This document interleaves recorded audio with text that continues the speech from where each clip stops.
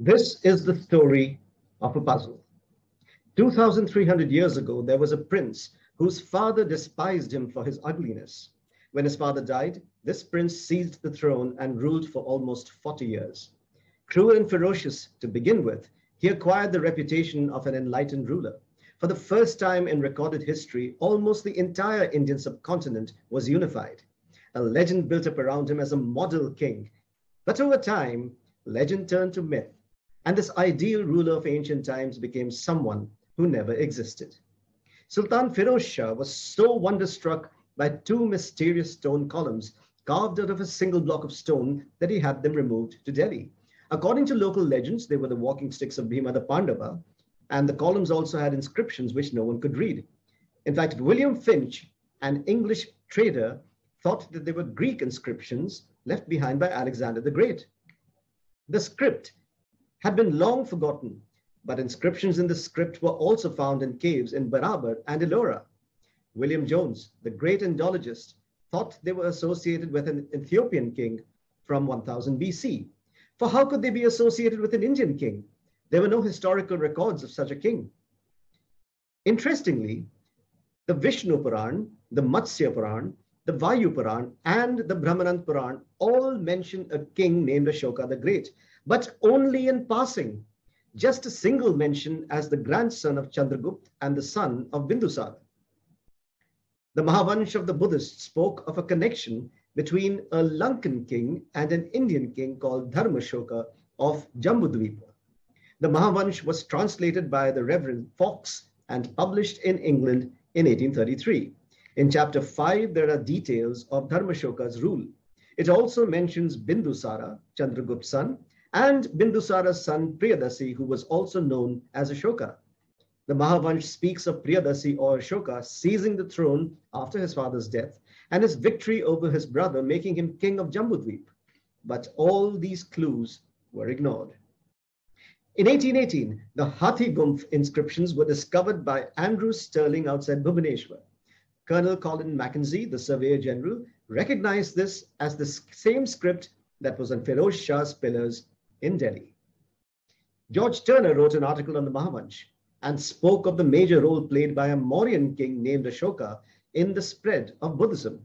But Dr. Horace Hayman Wilson, so caught up in his focus on the Sanskrit texts, said that this was nonsense. He said that Ashoka was a worshipper of Shiva and was an ideal personage. In other words, he was mythical. Finally, the Asiatic Society of Bengal obtained funding for George Turner's research, and he published the epitome of the history of Ceylon with a translation of the first 20 chapters of the Mahavansh. It has details of Ashoka's rise to power. For the first time, Ashoka was recognized as a major historical figure. The epitome of the history of Ceylon also mentions the Lankan king Dewanampiatisso, or Tisso, beloved of the gods. Finally, in 1837, James Prinsep translated the Delhi pillar inscription and read, "Thus spake King Priyadasi, beloved of the gods." Was the puzzle finally solved? But no, Prinsep incorrectly identified the edicts to be those of Tisso, the Lankan king, and not Ashoka. It was George Turner. In 1837, after the publication of Prinsep's translation, he discovered a passage in a collection of Pali works which spoke of the inauguration of Priyadasi, the grandson of Chandragupta and the son of Bindusara. The dots were finally connected. Why have I told you this story? Because at every stage of the story, we can see the boundaries that prevented the discovery of Ashoka as a historical figure and the creator of the pillars and the edicts. It was the biases, prejudices, and beliefs of learned scholars and historians who should have known better that kept Ashoka in the realm of myth, forgotten by history, remembered only as an ideal. Now, there are a lot of examples of science in ancient India, and I could spend a whole day talking about it. But due to the constraints of time, I will give you just a few examples. In Vedic times, altars were built for fire rituals and sacrifices. This is the Shenachiti altar in the shape of a falcon. The Shulba Sutras from around 800 BC were textbooks of geometry. There is geometry in these altars. They cannot be built without the knowledge of geometry. because altars had 1,000 bricks in 5 layers, and the shape of the bricks changed from one layer to the next. The Shulba Sutras gave procedures to build these altars and also for the transformation of squares into rectangles or triangles. They also gave the Pythagoras theorem and the square root of 2. This is the Pythagoras theorem according to the Bodhyana Shulba Sutra. And remember, this is more than 200 years before Pythagoras was born. Compare the square root of 2 of the Shulba Sutras with the modern value for the square root of 2. And if you look at the Sushruta Samhita, written by Sushruta, India's first surgeon, which contains lots of descriptions and instructions for surgeries, you will find a technique for plastic surgery which is still in use in the 21st century. Today, we call it forehead flap rhinoplasty. And if you go to Columbia University's website, even they talk about surgeries like this happening almost 3,000 years ago. And less than 300 years ago, a letter from 1731 and this article you see on the screen from 1767 both describe smallpox inoculations in West Bengal. Now remember, Edward Jenner discovered the smallpox vaccine in 1796. Let's talk about scientific research today. Sound. Sound is essentially a disturbance of matter. A sound wave is defined as a pressure wave. And we know how sound waves can impact objects through frequencies and resonance. In fact, all things in our universe are constantly in motion, vibrating. Even objects that appear to be stationary are in fact vibrating at various frequencies. We now have the technology to use sound to suspend solid objects in midair. And we're all familiar with the common uses of ultrasound in diagnostics. But this is not where it stops. High-intensity, focused ultrasound is approved for therapy with many applications. These are just a few examples. Kilohertz frequency ultrasound devices are used for tissue cutting and hemostasis, as well as tissue removal. Here are 2 videos showing you examples of the use of ultrasound for propulsion. This is the first video.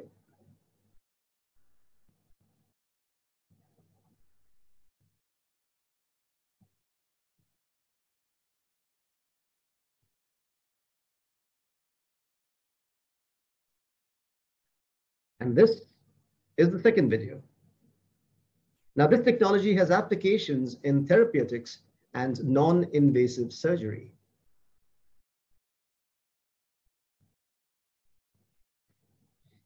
Sonothermogenetics can be used to manipulate neurons within the intact brain across species. Brain cells, heart cells, or other cells can be activated using this new method using ultrasound.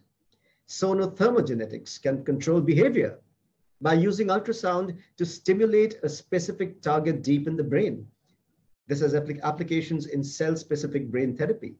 Acoustic tweezers use sound waves to manipulate small particles suspended in liquid, with applications in fields like microrobotics, drug delivery, and cell and tissue engineering.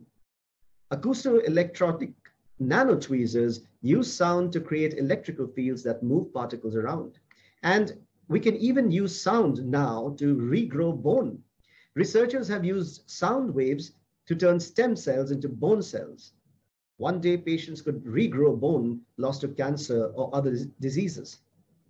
There are also scientific studies that demonstrate transcriptional and hormonal changes in plants as a result of sound vibration. There is a reduction of hormones, for example, associated with healthy growth and development, and elevated levels of stress hormones in plants which are exposed to traffic noise. I could go on and on, but I will stop here. I think I made my point. It is a scientific fact that sound has power that can be harnessed. Yet, there is still skepticism that sound can do wonders. I want to introduce you to an inventor whom you may have never heard of. John Keeley invented machines that he claimed were operated by the power of sound using the principle of sympathetic vibration. These machines could lift heavy weights, power enormous engines, levitate metal balls, and even disintegrate rock. Now, after all the scientific evidence that I've just presented, would this really be too far-fetched to be possible? This is Keeley with his inventions. He wanted to build automobiles that ran on sound. He started the Keeley Motor Car Company, but refused to divulge the secret of his technology. His investors pulled out, and his venture failed. He took the secret of his inventions to his grave. Now you must be wondering, what does all of this have to do with boundaries? To understand that, let us turn to the story from the Srimad Bhagavatam in Canto 6, Chapter 9, where we are introduced to the story of sage Twasta, whose son was killed by Indra, the king of the Devas. Enraged and seeking revenge for the death of his son, Twasta decided to create an Asur who would be born with the destiny to kill Indra. However, Twasta made one error while reciting the mantras that would lead to the creation of this Asur. It was a pronunciation error that, while it may seem small, had a material effect on the outcome of the mantra. Instead of saying Indra, he said Indra. Just this difference in pronunciation, and therefore the sound of the word that he uttered, resulted in the birth of an Asura whose destiny it was to be killed by Indra instead of killing Indra. The power of sound. What if mantras could really give us this kind of power, and we've forgotten how to use them?